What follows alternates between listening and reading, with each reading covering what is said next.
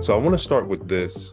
Years ago in the Avengers, Tony Stark told Loki, "There's no throne. There is no version of this where you come out on top." well, he has a throne now, but in your mind, is he on top? Eric, can I just say no one else has mentioned that or pulled that quote. That's a deep cut. And I just need to pay my respects out aloud. Wow. Yes, he does say that. And it's really going back to something that he learns across both seasons of this series, which is he's always defined himself by that iconic line, "I am Loki of Asgard and I am burdened with glorious purpose." And the lesson, this variant, the guy who picked up the Tesseract in Avengers Endgame because Hulk took the stairs or Tony had a cardiac arrest, is ripped out of time and reality and processed by the TVA. And through his experiences with Mobius and with Sylvie and his relationships with them, and he's given a second chance because he's shown that his idea of a glorious purpose is fraudulent and meaningless, that he was destined to lose, so to make others look good. There was no glory in it, ever. And the whole of these 12 episodes are actually about rethinking and redefining that sense of purpose. Most purpose is more burden than glory. And I haven't said this yet, but you just really made me think of it. We talked a lot about this absolutely great poem or a series of poems by T.S. Eliot called The Four Quartets. An absolutely extraordinary piece of writing. And the poem is about time and grief and the past and making peace with the past so you can move forward through the present and into the future. And there's a line in it which actually goes like this: "And what you thought you came for is only a shell, a husk of meaning, from which the purpose breaks only when it is fulfilled, if at all. Either you had no purpose, or the purpose is beyond the end you figured and is altered in fulfillment." And your point is like, is it the throne he always wanted, and is he on top? I think it's that he didn't realize, he would never have known that the purpose he thought he had was going to come in a different shape at a different time and from a different lens. And so I think it's a kind of surprise to him that is where he's supposed to be. So that's a long answer, but it's a really good question. Thank you. And I love that answer. Thank you so much. And I want to ask this as well. I mean, obviously, Loki was surrounded by a great group of characters in this show, and they were with him up until the end.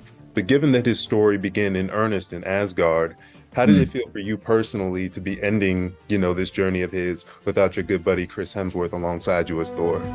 I assure you, brother, the sun will shine on us again.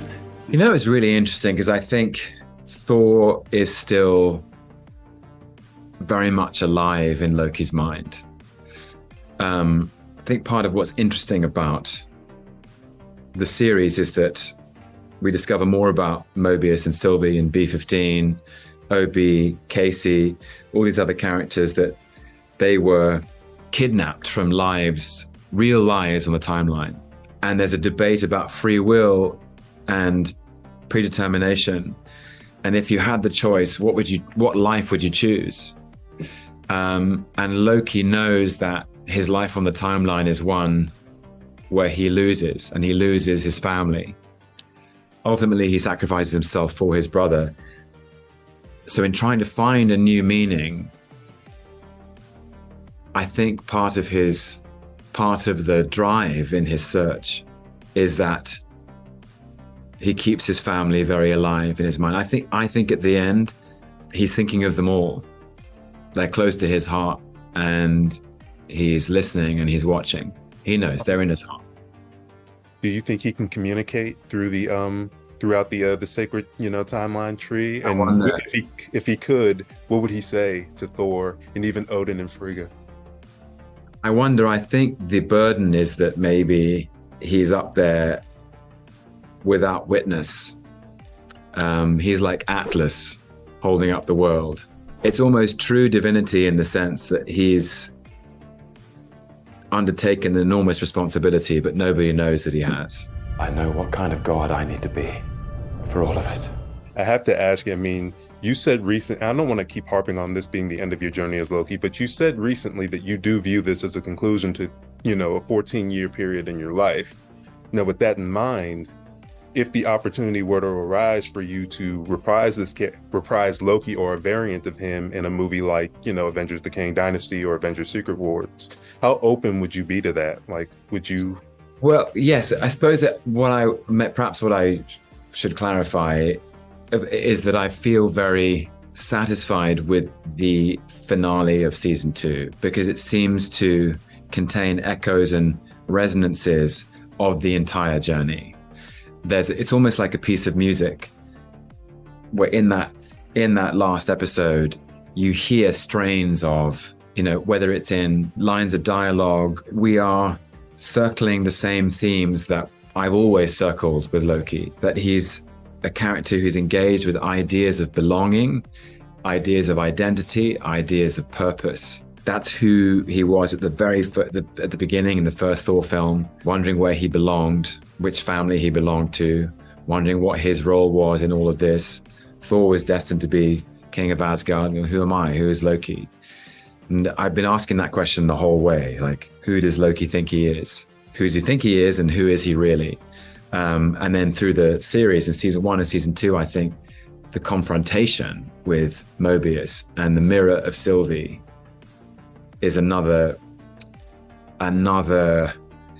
excavation. We go deeper into those ideas. So the end of this was it felt like a poetic redemption, like the end of a piece of music. But I don't know if it's, I mean, I've made the mistake before of saying goodbye, and saying goodbye to this great team at Marvel, and it's been emotional, and we've swapped notes and saying, look, we'll love you, we're always part of the family, come see us anytime. And then the phone rings a year later. So I'm keeping an open heart and an open mind.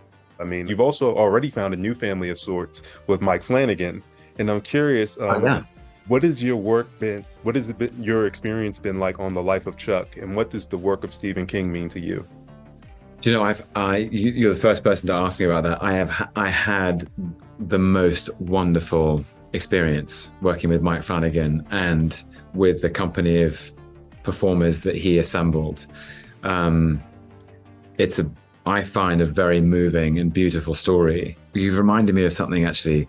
I remember seeing the Shawshank Redemption when I was about 12 or 13 years old.